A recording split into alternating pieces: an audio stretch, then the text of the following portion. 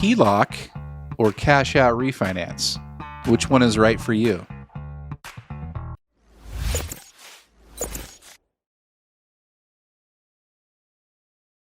Hey, what's going on, everybody? It's Jeff Trevarthen, Jeff the Mortgage Pro.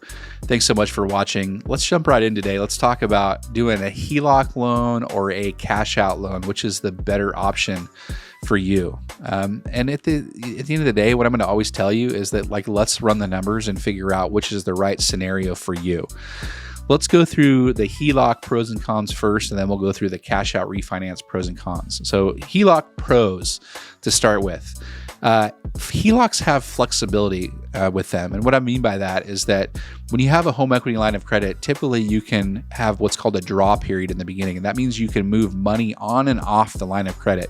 If you have no balance on the line of credit, then typically you have a $0 monthly payment on that home equity line of credit. But if you have a $100,000 limit and you only draw 50, you're only going to pay the interest on that $50,000, not the whole line amount that you have. So flexibility is key when you're looking at HELOCs. Typically, HELOCs have lower initial costs than cash out refinances do. The fees are very minimal in the sense that there's not a lot of them when you're actually getting a HELOC. So that's definitely a pro, I would say, when you're getting one. HELOCs have interest-only payments for the draw period. Draw periods can last anywhere from 3 to 10 years that I've seen. Most commonly is probably the 10-year draw period.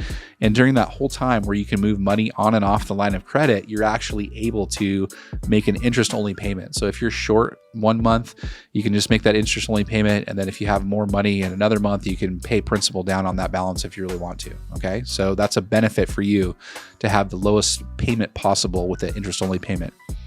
And then the last pro that I would say is that it has revolving credit. These act like credit cards. You can move money on and off the line, allowing you to borrow, repay, and borrow again during the draw period. So let's say you use some money and then you pay it back down, but then you need the money again, you can pull that money back off. So the flexibility and the revolving credit that you have available for you are definitely benefits of a HELOC. Let's look at some of the cons of doing a HELOC though, okay? They have typically variable interest rates. You're subject to the federal funds rate, and that's the rate that the banks lend to each other. Whenever you hear the news and you hear the Federal Reserve is going to be raising the interest rates or lowering the interest rates, those are directly tied to credit cards and HELOCs. So if you hear that the rates are going up, your HELOC rate is going to go up. Based on that, however much they, change the rate. So you, on the other side though, it could be a pro if they're going to be lowering the federal funds rate. That means that your monthly payment on your HELOC is going to go down because the rate on that is going to go down as well. So I'm going to consider that a con because it has variable rates. So sometimes it may be a good environment. Sometimes it's not a good environment to have the variable interest rate. You have a risk of default. If you're unable to make your payments during the payment period, there is a risk of foreclosure, although it's somewhat minimal because it's a second lien on a property, but it's still a possibility going forward. So always watch out for the risk of default on these HELOCs. And then they also have shorter draw periods. It's not going to be a 30-year draw. You can't, have that for 30 years and then have to repay it back. It's typically a maximum of 10 years, after which you enter the repayment period where you can no longer borrow against it. It becomes like a fully amortized mortgage where you have to make the same payment or more every single month. And that includes principal and interest when you have to repay it. So if you get to the point where you have to get to that point, it might be either a good idea to refinance it and start the HELOC over, or possibly pay it off and then not have a HELOC. Okay. So those are some of the pros and cons of HELOCs. Let's look at the other side of the coin here, and let's look at the cash out pros for a cash out refinance. The first is that you typically are going to have a fixed interest rate when you're doing a cash out refinance, and that kind of speaks for itself. You're going to know what your same monthly payment is every single month. It's not going to change. You have lump sum access to the money. So let's say you do a cash out refinance and you take out $100,000, you're going to get all that money when you close escrow. So you can use it as you see fit going forward.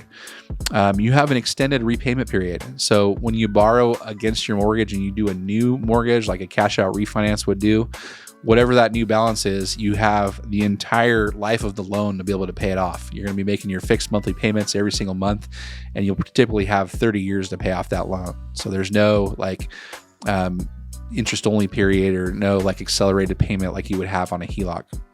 And then lastly, for the Cash Out Pro, you could have a potential tax deduction. So in some cases, the interest paid on your mortgage may be tax deductible. And just full disclosure, I'm not a tax advisor, so I'm not really allowed to advise you on that. Speak with a qualified professional to be able to give you more of an idea. But a potential tax deduction is definitely in the cards with a cash out refinance. Let's look at some of the cons of a cash out refinance. The first one is probably a little bit higher closing costs. HELOCs are pretty cheap to do, maybe a couple $100 in terms of fees, not a lot of escrow to be able to pay for in that instance, but a cash out refinance is just like a regular mortgage. So closing costs are definitely going to be a little bit higher when you're doing a cash out refinance loan. The new loan terms, refinancing often means resetting the clock on your mortgage and whatever the market interest rate is of the day. So if you were back in 2020 or 2021 and you got a 2.5% interest rate, good for you. But if you have to take cash out and do a cash out refinance, you're going to be subject to the interest rate of whatever, the market is telling you it is right now. So you could lose that low payment going forward. So new loan terms are definitely a con of a cash out refinance. You also have, just like the HELOCs, you have a risk of foreclosure. In this instance, when you're doing a cash out refinance, you're going to have a first mortgage balance. So first mortgages are probably going to be a greater risk of foreclosure should you default on that payment, because second liens do not have priority. First liens have priority on a property. So definitely a risk of foreclosure with cash out refinances.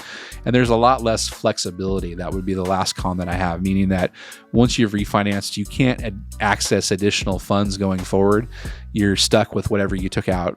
So make sure that if you're going to do a cash out refinance, you take out enough money for what you need to do and what you want to do for those. Okay. So if you're deciding between a HELOC and a cash out refinance, let's run the numbers for you. Let's figure out which one makes the most sense.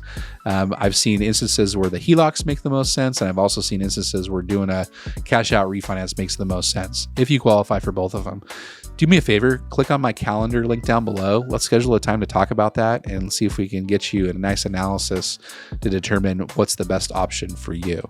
Thanks so much for watching. I'll see you on the next show. Have a great day, guys. Bye.